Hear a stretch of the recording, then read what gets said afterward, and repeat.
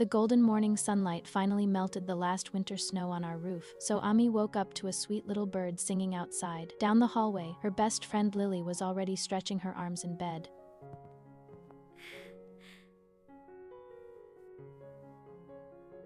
Ami put on her favorite green sweater while Lily opened the front door to let the fresh morning breeze come inside.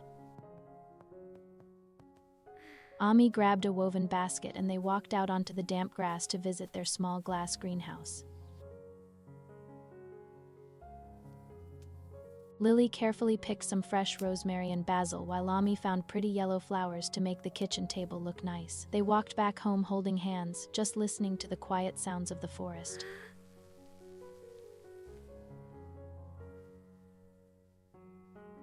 Ami poured a mountain of soft white flour into a wooden bowl, and Lily added warm water and yeast before they took turns mixing it. Then they put the dough on the table to fold it, pressing the fresh rosemary deep inside to make it smell wonderful.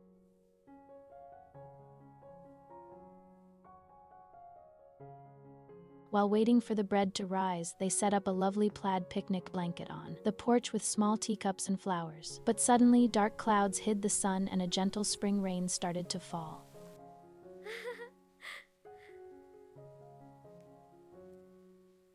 They quickly grabbed their things and moved the picnic right onto the living room floor next to the warm stone fireplace. Ami saw the dough had grown big and puffy, so she shaped it into a round ball and made little cuts on top.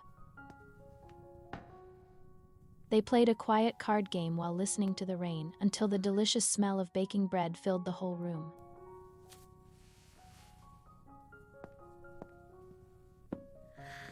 The bread looked perfectly golden brown, and Lily carefully placed the warm loaf right in the middle of their cozy blanket. Ami cut a thick slice and heard the satisfying crunch of the crispy crust. She handed it to Lily, who added fresh yellow butter that melted instantly into the warm, soft bread.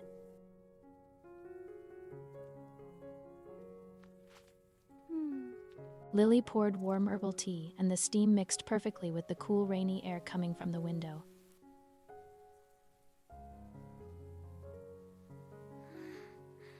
Ami gently tossed a tiny crumb to a little bird hiding from the rain, feeling so happy for this peaceful spring morning together.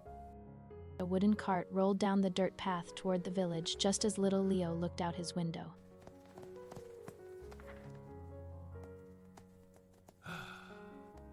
An old friendly baker opened his cart full of flour, and Leo quickly ran downstairs to see what was happening.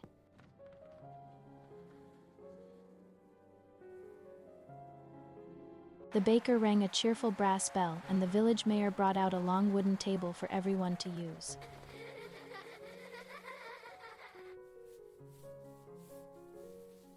The baker pulled out a very old folded paper and smiled, telling them they were going to bake the legendary spring blossom bread. Women from the village brought fresh eggs and sweet milk from their small farms to share. He poured massive bags of white flour onto the table and made a deep hole in the middle like a little volcano.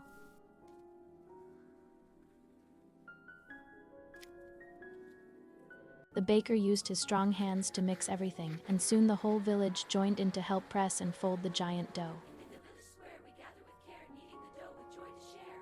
Humming softly together in the golden light. He cut the dough into smaller pieces for the children and taught them how to twist it into beautiful spring flower shape.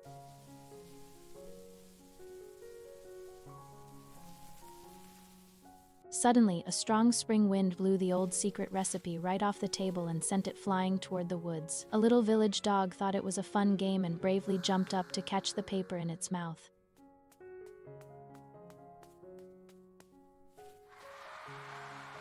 The baker laughed and gave the smart dog a treat, so everyone went back to placing their flour dough onto wooden boards. He used a long paddle to slide the bread into the glowing oven while the children watched the dancing orange flames. By evening, the village smelled like sweet honey and the bread came out looking exactly like real golden flowers. They carried the warm food to a long table with candles, and Leo sat closely with his family holding a soft piece. Thank you, my beautiful village, for your perfect help and incredibly hard work. When they broke the bread, it tasted so sweet and comforting that it made everyone hum with pure joy.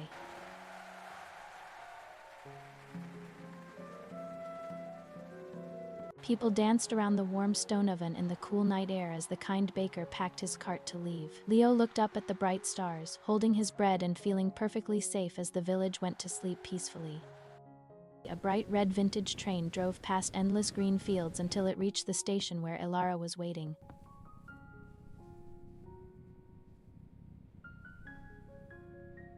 The station clock ticked loudly as a soft breeze moved the leaves on the big oak tree. The train stopped with a gentle cloud of steam, and Finn finally stepped out holding his small brown suitcase. They gave each other a huge, happy hug because winter was over, and started walking down the dirt path toward the village. They walked past fields of tall yellow flowers, laughing and talking about all their favorite old memories together.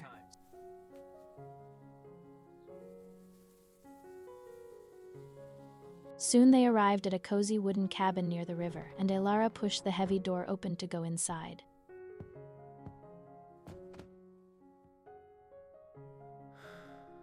They went straight to the kitchen to find a dusty old book that had the recipe for their favorite childhood sweetbread. Elara poured smooth flour and brown sugar into a bowl, while Finn brought out some fresh cold butter. They mixed everything with their hands, getting funny white flour on their noses and laughing out loud.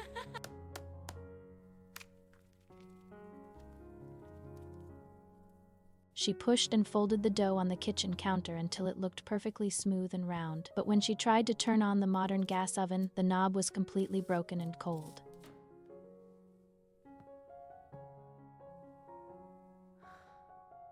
Finn pointed at the large brick fireplace, and Elara smiled because her grandmother used to bake bread right in the ashes. He lit a match, and soon a warm, crackling orange fire made the whole room glow beautifully. Elara placed the dough into a heavy iron pot, and Finn carefully pushed it right next to the red coals. Time passed peacefully as the sweet smell filled the cabin, and Finn used thick gloves to pull the hot pot out. When she lifted the lid, the sweet bread had a beautiful golden crust that looked even better than using an oven. They placed it on the table and poured two fresh mugs of hot milk to drink. I would love to taste it. The sweet bread reminded them of their happy childhood days.